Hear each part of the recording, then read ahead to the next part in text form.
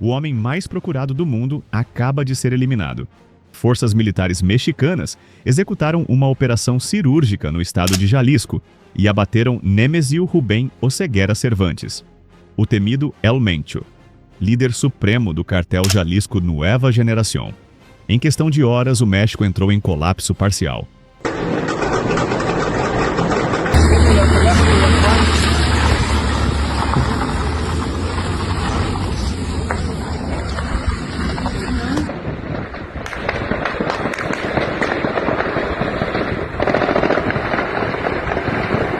Ônibus em chamas, rodovias bloqueadas. E enquanto isso acontecia nas ruas, a Delta Airlines e a Air Canada já cancelavam voos para Puerto Vallarta e Guadalajara, cidades turísticas frequentadas por milhões de pessoas todos os anos. O caos não ficou restrito às fronteiras do crime. Ele chegou ao mundo civil. O cartel mais poderoso da América Latina respondeu com fogo. E o que vem por aí pode ser apenas o começo de algo que ninguém está preparado para enfrentar. Veja a gravidade disso. Não se trata apenas de uma operação policial. O que aconteceu hoje redefine o equilíbrio de poder no crime organizado global e coloca toda uma nação no olho de uma tempestade que pode durar anos. Saudações, companheiros. Durante mais de 15 anos, El Mencho foi essencialmente um fantasma. Existiam pouquíssimas fotografias suas circulando na internet. Algumas de qualidade tão baixa que analistas chegavam a questionar sua autenticidade. Nenhum registro biométrico atualizado. Nenhuma aparição pública confirmada. Enquanto outros líderes de cartel eram capturados ou abatidos, ele simplesmente desaparecia no interior do México, movendo-se sem deixar rastro, como se nunca tivesse existido de verdade. Agora, pela primeira vez em mais de uma década e meia, o fantasma tem nome, data e local de morte confirmados. Mas por que agora? Por que, após 15 anos sendo invisível, ele foi abatido justamente nesta manhã? O que realmente aconteceu, quem foi esse homem e quais são as implicações dessa operação? É o que veremos agora. Para entender o peso do que aconteceu, é preciso compreender quem era El Mencho. E a resposta começa com uma ironia brutal. Nemesio Rubén Oseguera Cervantes nasceu em Aguililla, Michoacán, um município historicamente marcado pela pobreza e pelo crime. Em 1992, ainda jovem, foi preso nos Estados Unidos e passou 3 anos em uma penitenciária federal americana. Foi lá, dentro do sistema carcerário do país, que mais tarde o perseguiria, que aprendeu sobre estrutura, hierarquia e sobrevivência. Ao ser deportado para o México, fez algo que poucos esperariam. Ingressou na Polícia Municipal de Jalisco. Note bem, o homem que se tornaria o terrorista mais procurado do planeta foi treinado pela polícia mexicana. Foi dentro da própria instituição do Estado que aprendeu os mecanismos de inteligência, as rotas de fiscalização e as vulnerabilidades do sistema que mais tarde explorou com precisão cirúrgica. Após deixar a corporação, ascendeu pelas fileiras do cartel Milênio até que, em 2009, fundou o cartel Jalisco Nueva Generación. Em tempo recorde, transformou uma organização regional em um império transnacional. Enquanto El Chapo Guzmán era celebrado pela mídia como o maior criminoso do México, El Mencho trabalhava em silêncio, longe das câmeras, construindo algo ainda mais perigoso. Quando El Chapo caiu em 2016 e foi extraditado para os Estados Unidos em 2017, El Mencho já estava pronto para ocupar o vácuo. Só que, ao contrário do antecessor, ele não dava entrevistas. Não aparecia em festas. Não deixava rastro. Era o novo El Chapo, mas infinitamente mais perigoso por ser completamente invisível. A DEA afirmou que o cartel possuía a maior capacidade de tráfico de cocaína, heroína e metanfetamina do México. E nos últimos anos passou a dominar também o escoamento de fentanil para o território norte-americano. Mas o CJNG não era apenas um cartel de tráfico. Era uma estrutura paramilitar. Pioneiro no uso de drones carregados com explosivos, o grupo registrou ataques a helicópteros das forças de segurança e chegou ao ponto de tentar assassinar o então chefe de segurança da Cidade do México em plena luz do dia, no coração da capital, em 2020, com granadas e fuzis de alto calibre.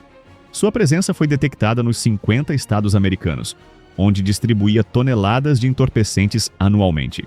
Em 2025, foi classificado como terrorista global especialmente designado, a mesma categoria reservada a líderes do Estado Islâmico. O Departamento de Estado americano chegou a oferecer uma recompensa de até 15 milhões de dólares por informações que levassem à sua captura. E mesmo assim, ele continuava invisível. Enquanto isso, o relógio de Washington corria. Desde que Donald Trump retornou à Casa Branca, o governo mexicano se viu em uma posição cada vez mais delicada. Ou demonstrava resultados concretos no combate ao narcotráfico, ou enfrentaria a ameaça real de intervenção militar americana e tarifas de importação que poderiam devastar a economia nacional.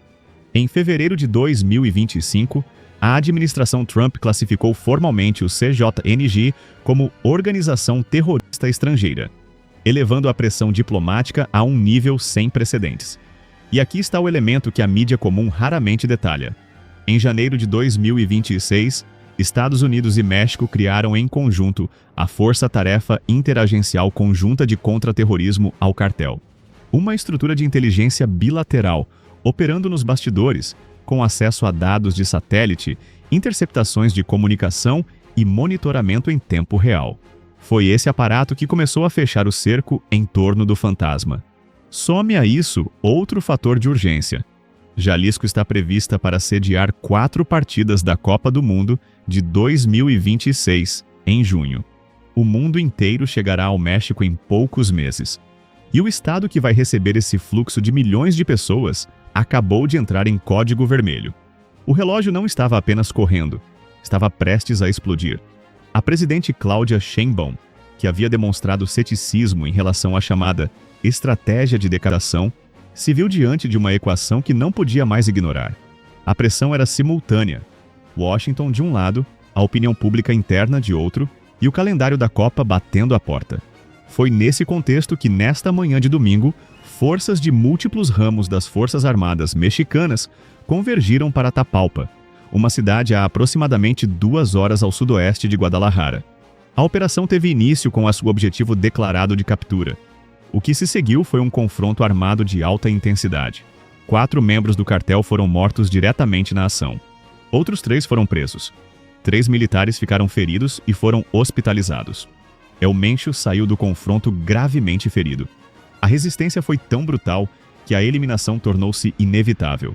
A decisão foi de transferi-lo de aeronave para a Cidade do México. Ele não chegou com vida. O Ministério da Defesa Nacional confirmou sua morte durante o translado aéreo. 2 outros indivíduos que o acompanhavam também morreram. No total, 7 membros foram eliminados na operação. O fantasma havia sido finalmente alcançado, a 30 mil pés de altitude, longe de qualquer câmera. A resposta foi imediata e coordenada. Em menos de horas, ônibus e caminhões foram incendiados. Rodovias bloqueadas em Jalisco, Michoacán, Guanajuato e regiões vizinhas. Em Puerto Vallarta, colunas de fumaça tomaram o céu. O governador Pablo Lemos Navarro ativou o código vermelho e suspendeu o transporte público em todo o estado. Southwest Airlines, Alaska Airlines, Delta Airlines e Air Canada cancelaram ou suspenderam voos. Hotéis orientaram hóspedes a permanecer nos quartos. O governo do Canadá emitiu alerta de viagem atualizado, citando tiroteios ativos e confinamento vigente na região turística. Uma situação semelhante ocorreu em 2015, quando o México capturou El Chapo pela segunda vez. A resposta do cartel gerou uma onda de violência que durou semanas em múltiplos estados. O padrão se repete. E desta vez, a escala pode ser maior. O que parecia controle operacional, na verdade, era o gatilho de uma escalada. 3 consequências já estão em movimento. No campo econômico, o cancelamento massivo de voos em uma das principais regiões turísticas do México ameaça receitas bilionárias em um momento em que o país tenta demonstrar estabilidade para investidores e parceiros comerciais. Diplomaticamente, a operação entrega ao governo Sheinbaum a maior vitória já conquistada frente às exigências de Trump, mas abre uma nova e perigosa frente: a fragmentação em facções menores e mais imprevisíveis, historicamente mais difíceis de monitorar e neutralizar. Militarmente, as Forças Armadas mexicanas entram em alerta máximo, com reforços do Exército e da Guarda Nacional sendo deslocados para Jalisco e estados vizinhos em tempo real. E aqui está a pergunta que nenhum analista consegue responder com certeza ainda. O Império vai cair? ou vai se transformar em 10 novos grupos ainda mais violentos e fragmentados? A história do narcotráfico responde com exemplos concretos. Quando o cartel de Medellín foi desmantelado após a morte de Pablo Escobar, em 1993, o mundo acreditou que o problema havia sido resolvido. O que aconteceu foi o oposto. O vácuo deixado por Escobar foi preenchido pelo cartel de Cali, que logo em seguida também foi destruído, e fragmentado em dezenas de grupos menores que até hoje operam pela Colômbia. No México, o padrão se repetiu com precisão perturbadora. A queda do cartel de Guadalajara nos anos 90 deu origem ao cartel de Sinaloa e ao próprio CJNG. A prisão de El Chapo em 2016 não enfraqueceu o Sinaloa, apenas redistribuiu o poder internamente, gerando uma guerra fratricida que ainda hoje cobra vidas. A história do narcotráfico sugere que declarar uma organização raramente encerra o problema. Quase sempre, apenas muda sua forma. E a nova forma costuma ser mais violenta, mais descentralizada e muito mais difícil de combater. Enquanto as potências falam em estabilidade, o tabuleiro global se move em silêncio. A cada movimento no tabuleiro global surge um novo risco à vista. Aqui você entende o que está por trás das manchetes, o que os jornais comuns não te contam e o que os governos preferem que você não saiba. Se este vídeo te fez enxergar além da manchete, compartilhe com alguém que precisa entender o que realmente está acontecendo no mundo. E se você ainda não está inscrito no canal, faça isso agora. Acione o sino das notificações e fique em posição para as próximas análises.